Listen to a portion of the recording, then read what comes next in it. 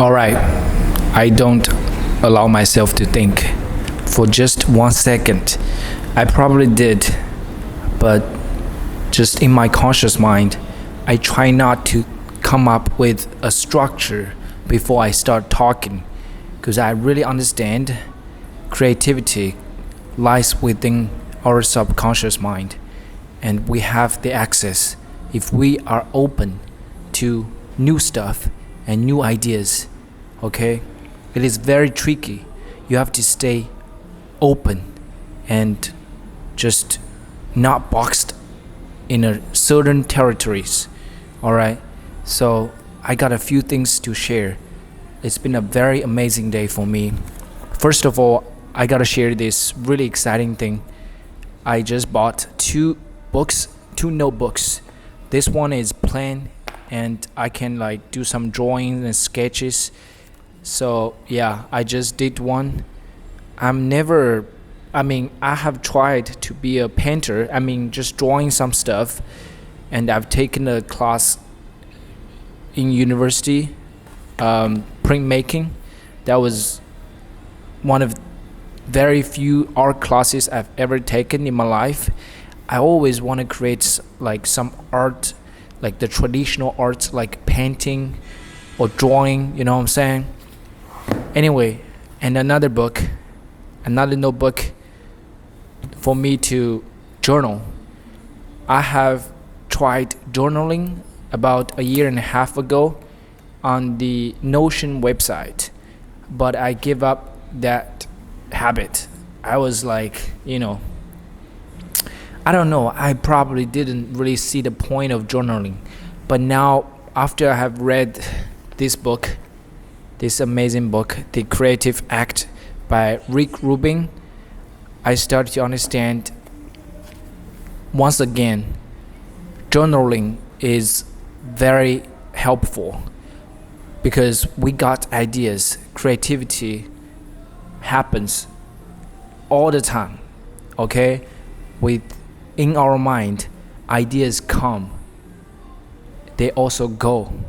If we don't hold on it, like if we don't write them down with journals or sketches or whatever ways, they would go, they would disappear. They're like little dot. If you don't try, connect with another dot, very likely this dot will just disappear, okay? Because it has no connections to other stuff, to other dots. It's very easy to forget, to be forgotten, okay? And some ideas are here to serve a sign for us to a greater path, okay? I don't know where this would take me, but I just firmly believe I need to start journaling again. And this time, I will try my best and I will not give up, okay? These two ways. This is the formal journal notebook I got, and I just, wrote down a few paragraphs, and I loved it. I loved the process of creating and just, writing down stuff.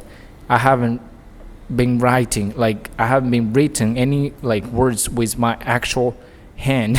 You know what I'm saying? Like, we've been just living in this digital world for so long, and we kind of lose this skill. I don't want to lose this skill as a human being. This is definitely one of the basic skills that we learned as a kid. We all learned how to write with the actual pen, but how many of us actually, use a pen nowadays, right? We just use our smartphone and type down everything on a note. It still works, but it's so different, right? I just want to live life with much less technology, which helps me to focus and be more present. It is very essential, okay? I want to, talk about this second thing that had occupied in my mind for a long time, but it also connects to the book I just talked about, The Creative Act.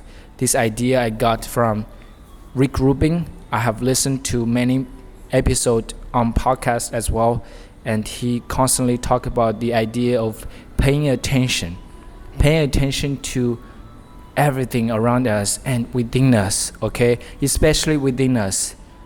Everything happens in our mind for a reason. We have to pay attention to every little thing, every little thought, okay? It might happen for some greater purpose. We just don't know. All right? You just have to pay more attention, right? It's so difficult because our mind just get preoccupied with so much stimulation. Like, naturally, I'm not criticizing anyone, including myself, having this really terrible habit. Whenever we feel bored, whenever we feel like, just challenged mentally, when we're like work on some projects or anything, or read a book, and we just naturally got this, irresistible desire to grab our phone and just, go to any social media and just, run away from this mental, frustration and struggling feeling, okay? This is so natural. This is very understandable, but we can get over this. We can actually face them, all right? Just take a moment. Be still, be stuck. It is the key, okay? It's okay to be stuck. That is really important to understand. Let me repeat. It's okay to be stuck. If you work on some stuff and you feel stuck, you don't know how to proceed, you run out of ideas, you don't know how to come up with a solution or whatever, like you write a paper, you just don't know what else you can put down on the paper, and you feel stuck, and you unconsciously want to consume some social media or just go to Google, and you intended to get some freshing ideas, but somehow you just got distracted by some irrelevant information, and your mind becomes just busier with so much more irrelevant information, which does not really help you to figure out the puzzle you're facing, right? So this is the habit that we all need to get rid of, I guess. And yeah, through daily practice, through these little things in our life, we have to be constantly conscious of our every act. It is so difficult, I understand. Yeah, especially when we are alone. We just want to be stimulated. We want to look for, affirmation. And it's tough. It's really tough. And I'm just so honored that I can document my process, and hopefully I can inspire someone in the future the right way, okay? If we want to achieve something great in life, we must learn how to focus and be present. This is very simple to hear but hard to understand. I'm gonna try to explain more what's being present. Being present does not have any thought. You don't have any thought. You don't have any mental activity. You just in the moment, in the movement, in the zone.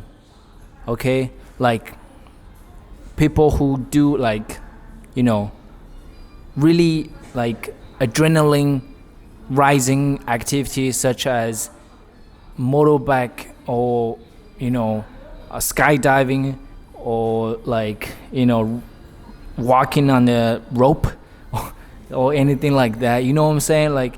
Those people can easily be in the present, because otherwise they would make huge mistakes, okay? If you are not focusing, if you are not present, mistakes, accidents will happen, right?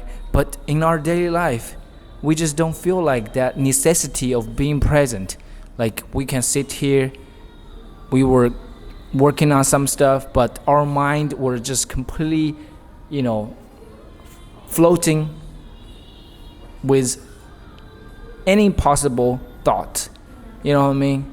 And That's not being present. We have to pull our mind back and stop the thought process and just focus on the doing. Okay? At this very moment, I'm talking to my camera. I am trying to analyze my mind. I'm trying to observe everything just popped up from my mind and express them verbally instead of thinking about something that happened 3 years ago with my friend. We were like partying or somewhere. Like, those are very distracting. We need to practice a lot to actually remain present. It's very difficult. It's very, very difficult. But it's extremely important. If we want to achieve something big, we need a lot of present moments to do it, to practice stuff. Okay? Alright, I don't know, I was gonna jot down some bullet points for me to record this video, but you definitely know if you have watched my videos, this is a new approach. This is a different approach, right? It's gonna be good if I actually spend just 5 minutes, maybe just write down a few bullet points, what I can talk about, stuff that I can mention. Actually, I did just a little bit. Let me show you. Amazing day, and then I listed a few things that I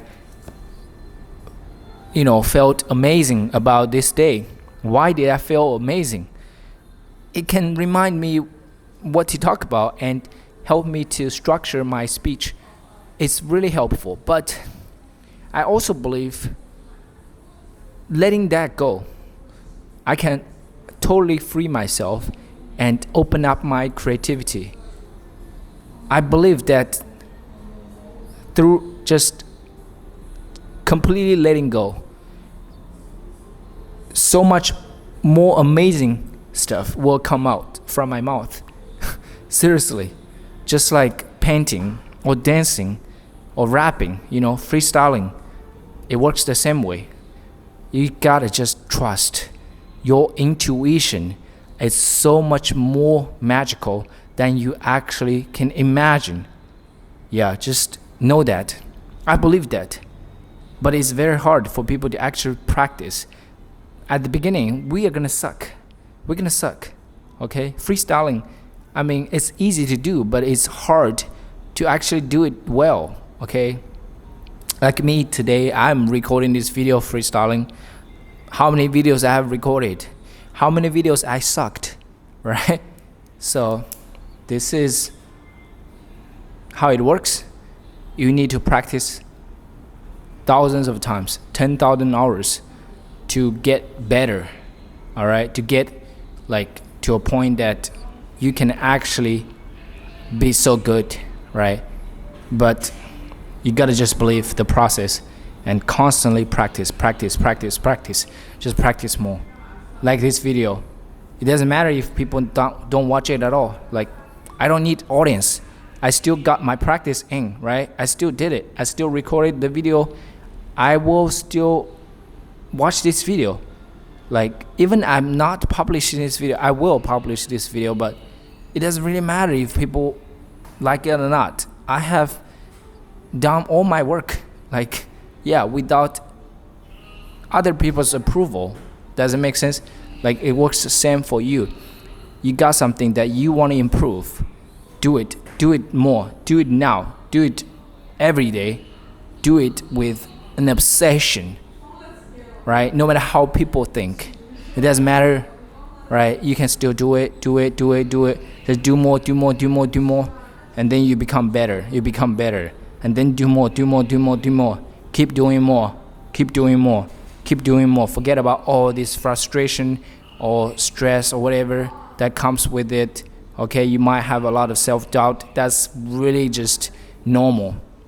We all have self-doubt. This is really a small challenge along the way. It's easy. You just have to understand It doesn't matter what you think, actually. It doesn't matter what people think. You just need to get going. You just need to do more, then you become better. You just keep doing them. Does that make sense at all? Okay. I just like love talking about this stuff. I mean, yeah, repetition to me is the key to success. Okay. If I want to make a really good speech, I don't expect myself to do that after doing like 100 videos or 1,000 videos.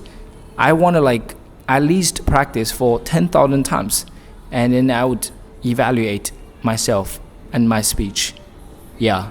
And I mean, probably to that point, I would not really care so much, because I measure my speech with so many different criterias.